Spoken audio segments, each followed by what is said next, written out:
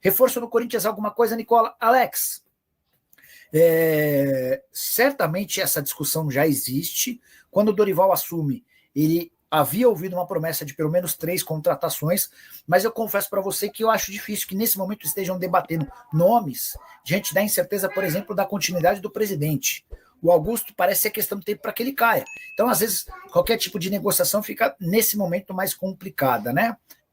Nicola, como é que tá a questão financeira do Timão? Alguma novidade depois dessa live que o Corinthians fez? Hoje não acompanhei muito. Paulão, dificuldade financeira gigante, tremenda. Há muitos problemas com o fluxo de caixa, tanto que o Corinthians ainda não conseguiu fazer a quitação do prêmio do Campeonato Paulista. Ó, que já se vão 2 meses desde a conquista do título, tá?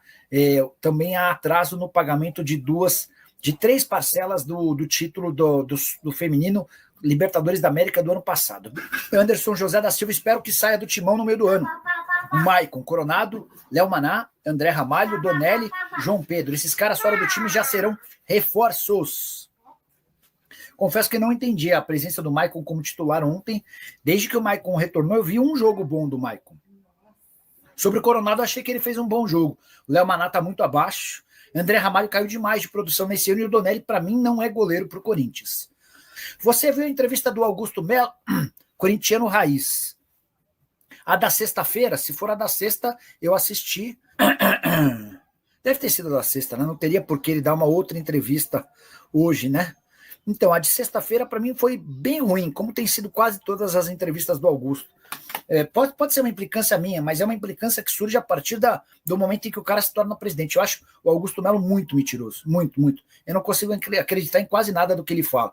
Ele chega a dizer, nessa entrevista da sexta, que havia recusado uma proposta de 14 milhões de euros por um jogador que nunca chutou uma bola no profissional.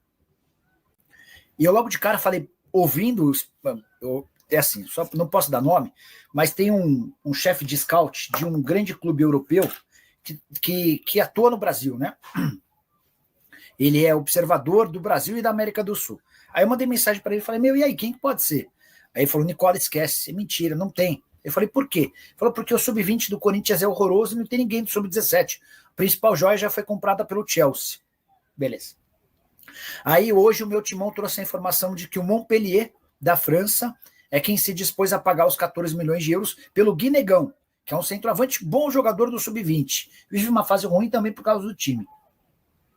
Aí depois foram constatar que o Montpellier nunca gastou 14 milhões de euros com ninguém.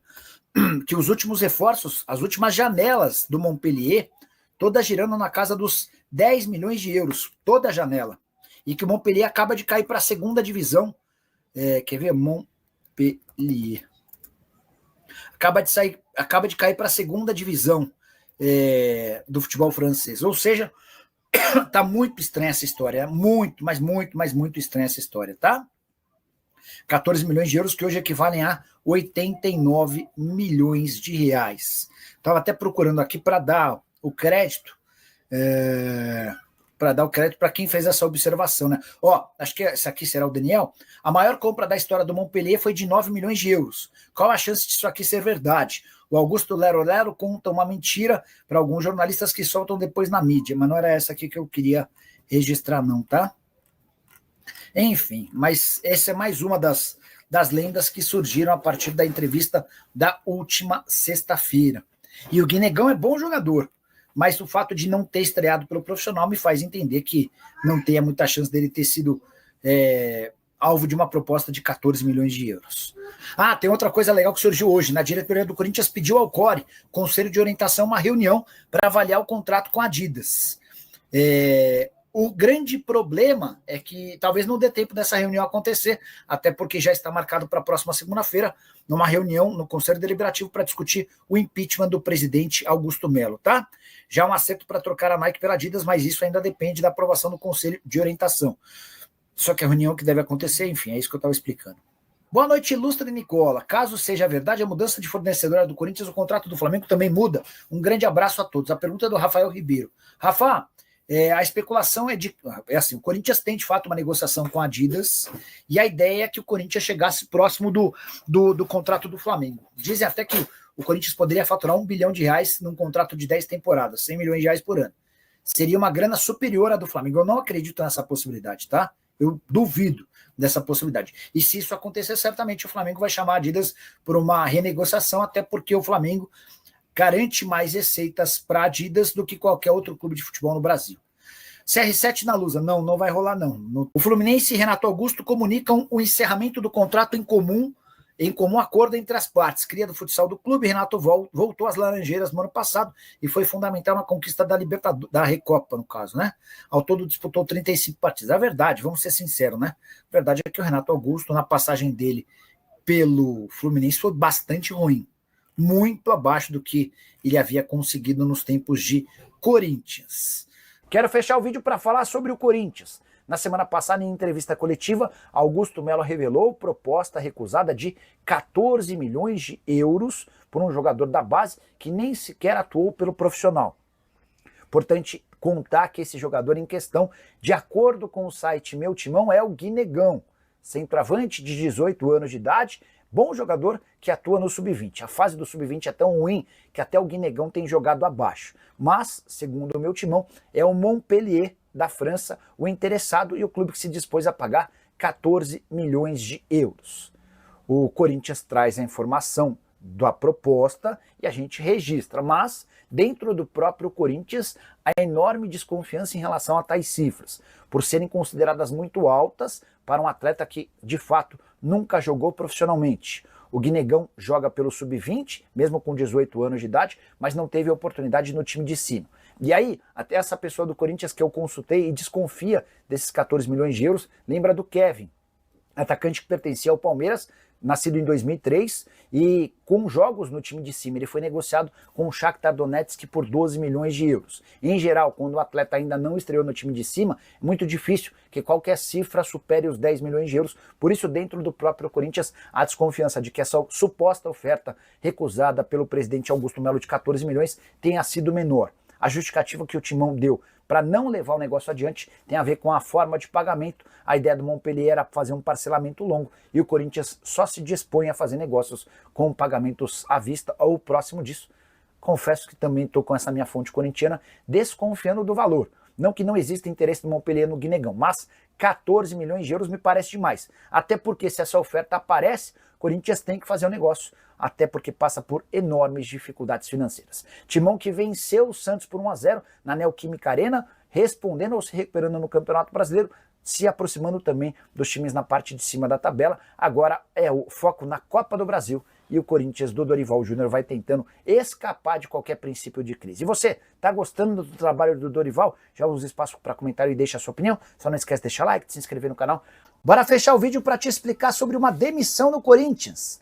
A médica Ana Paula Ramos foi dispensada do Timão. Nessa segunda-feira, ela ocupava o cargo de chefe do departamento médico. A gota d'água se deu por conta de um episódio na semana passada com o Mateuzinho. O lateral direito vinha reclamando de dores. O departamento de fisiologia e fisioterapia pediu que ele fosse poupado da viagem para o Uruguai pela Libertadores. A médica liberou ele para ir para lá. Dorival Júnior entendeu que era melhor não utilizar o Mateuzinho, assim como vários outros titulares. Mesmo sem ter atuado, na volta, quinta-feira, o Mateuzinho pediu para que não fosse para o treino, a médica pediu para que ele fosse. E ele acabou no primeiro chute se contundindo, ficando de fora da partida contra o Santos. E esse mais novo episódio envolvendo uma lesão e a médica acabou por determinar sua demissão. Foram várias confusões e pequenos embates nos últimos tempos. Um dos mais importantes foi quando da contratação de Palácios, lateral esquerdo que havia chegado da Major League Soccer, histórico de lesão 0. No primeiro jogo no Corinthians ele se machuca, houve um erro de avaliação e diagnóstico e ele passou semanas tratando por uma lesão que não era a oficial. Depois necessidade de cirurgia e a verdade é que o Palácios não consegue entrar em campo. Também na temporada passada Fagner ficou quase 2 meses fora, gerando muita discussão e muitas rusgas entre o departamento médico e o jogador.